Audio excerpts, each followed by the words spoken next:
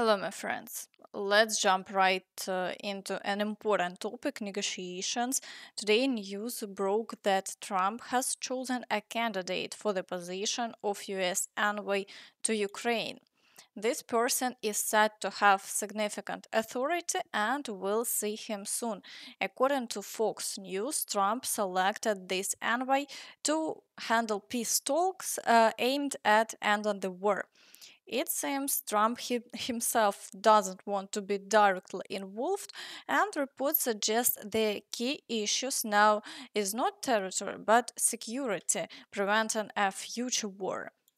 For Ukraine, the main condition for future negotiations is security, not territory, as reported by the New York Times, citing a senior Ukrainian official.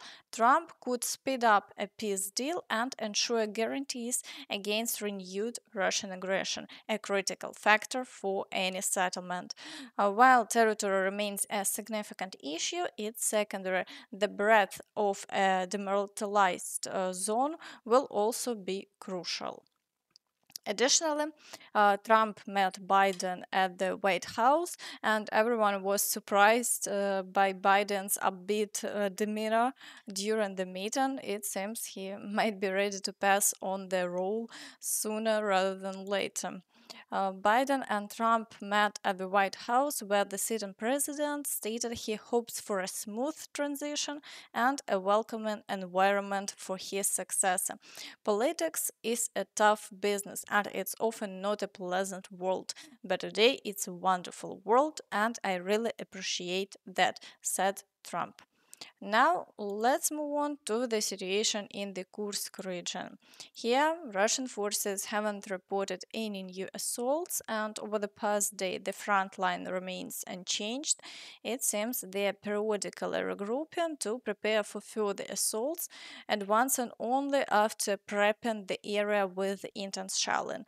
FPV drones are also actively in use. In the Kharkiv direction, the Russians are not showing significant activity either. There are shelling incidents, but no offensive moves. Meanwhile, around Vovchansk, fighting continues without any notable changes along the front line. In the Kupiansk direction, the situation could deteriorate sharply at any moment. Today, attacks are being reported on Kolesnikivka, a village that, according to Russia's Ministry of Defense, they claim to have already captured. However, fighting there has yet to cease. In the Borova direction, Russian forces are assaulting Zaporizhzhia and Lozova, creating a catastrophic situation. It seems only a matter of time before the Russian forces break through, as Lozova is virtually encircled and Zaporizhzhia isn't faring much better. For now, the Ukrainian forces are doing everything they can and the front line remains unchanged. So, south of this area, battles continue for control of Hryhorivka and Novomykhailivka, where the situation remains stable for now. In the Kreminna direction, Russian forces continue their assaults on near Torsk, aiming to expand their control and bypass Zaporizhzhia to advance toward Liman.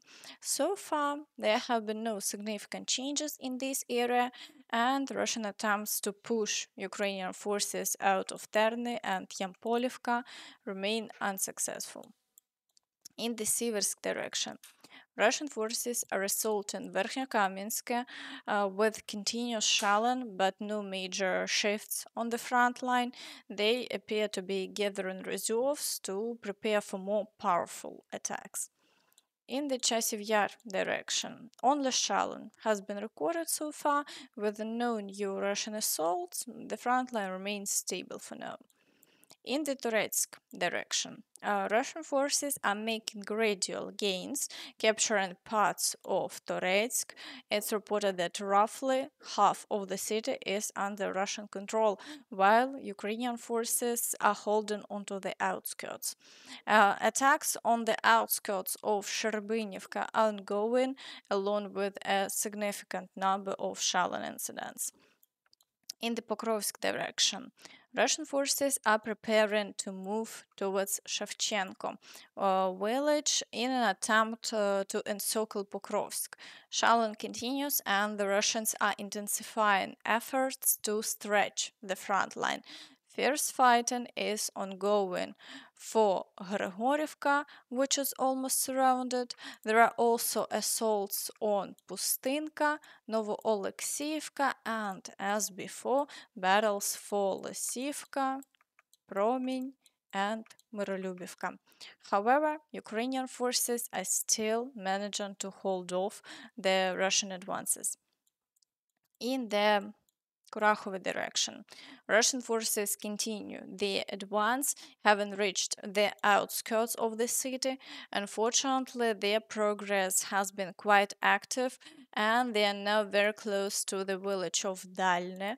Intense fighting and heavy shelling ongoing in the area.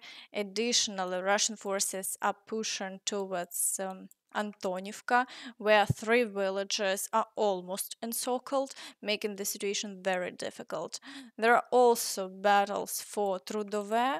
Despite these challenges, Ukrainian forces haven't retreated, and the front line has remained unchanged overnight. In the Velika Novosilka area, Russian forces have claimed full control of the settlement of Rivnopil, while the Ukrainian side reports that fighting is still ongoing there. There are also reports of Russian assaults near Novodaryevka and Makarivka, but no confirmed changes in the front line have been observed over the past day. We are still waiting for some developments.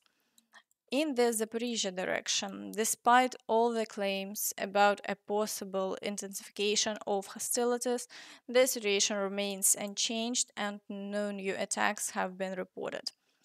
In the Kherson direction, Russian forces are attempting to break through near Kozachye Laheri and continue shelling the right bank, but again, no changes have occurred.